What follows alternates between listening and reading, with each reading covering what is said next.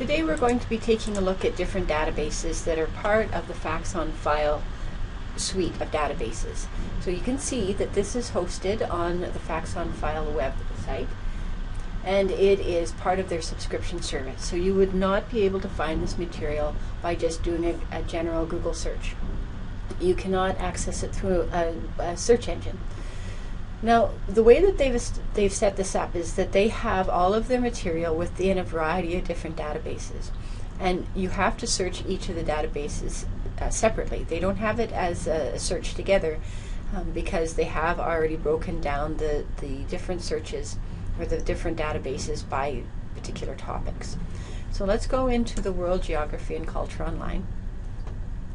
And it's going to look very similar to your encyclopedias. They do have a drop-down box which will allow you to choose a particular country if you want. They have different tabs that you can choose if you want to take a look at maps or cultures. And they have the compare and rank if you're looking for specific statistics for different countries. So that should come in handy for you for different courses that you're taking. Today I've asked you to go into the advanced search, and not all of the Facts on File websites or databases have advanced searches, but I would like you to use it if one's available to you. And I would like you to take a look at the different boxes. Now you can see that the with all of the words is set up as a Boolean search with the word and. So this would be for a search, for example, such as Canada and agriculture. I could just put Canada agriculture and it'll search both of those words. I also have the ability to do an exact phrase search, so that in your Boolean searches you learned to put a quotation mark around it. Here you don't need to put the quotation mark around it. All you need to do is put the phrase in, and it knows that it's going to look for that exact phrase. So if I was looking for agricultural products in Canada, for example, I would put that in here. The with at least one word, this is your or search. So if I wanted to look for agriculture or farming, I would use this type of a search. And then the without the words is a not search. So if I didn't want a particular word in my search results, I would put it in here. Now they do have a variety of limiters also, but the nice thing with Facts on File is that it will allow you to limit your search as you go into it. So let's just do a quick one. We'll do Canada and agriculture, and we'll hit search and we'll see what comes up. Okay, so along the left I have all of my results. In the middle, it tells me what type of result I'm getting, so a news article versus a gazetteer entry versus a biography. And then on the far right, I can save it to a folder which I can then print or copy or do whatever I want to later.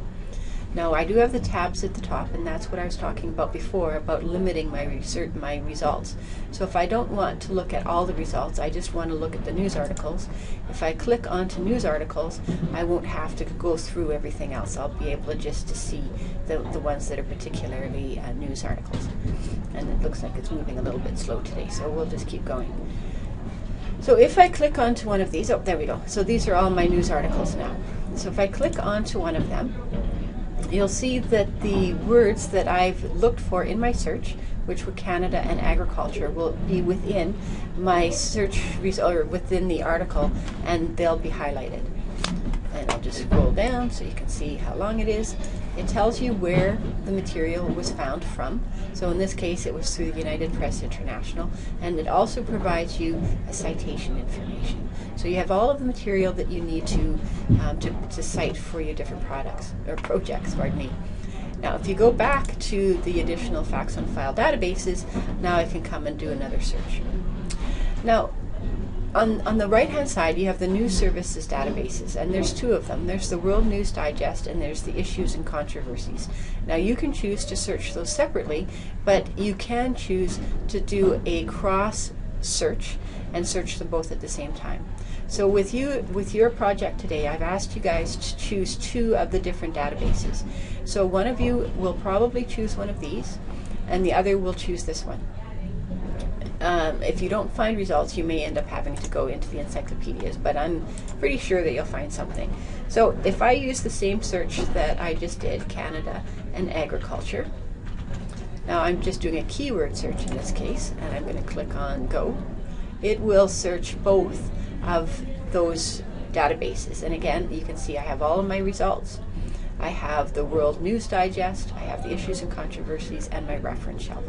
So right now I'm in all results. I'm going to just see what's under the World News Digest. Now you can see all of the dates are listed. The nice thing about doing this type of search is I'm going to be getting different types of resources. Again, I'm going to be getting some news articles, but I'm also going to be getting some primary resources. So that's going to be very helpful.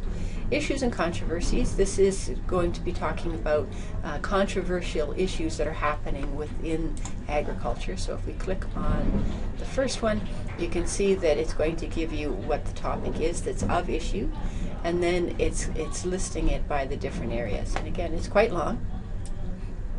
You can see that there's quite a bit of information there. And there's the sidebars that can take us to more, well, just things that are related to my search. Now, when I click into here, you can see that I also have the ability to do an optional date search. So I can do that here also. Now, the advanced search will only work if you're in either the issues and controversies or the news. It won't work if you do a cross-section search. So that's just one of those things that you need to be aware of for this one. So again, all you need to do is make sure that you do a search. You're going to take a screenshot of it. You're going to upload it into your document.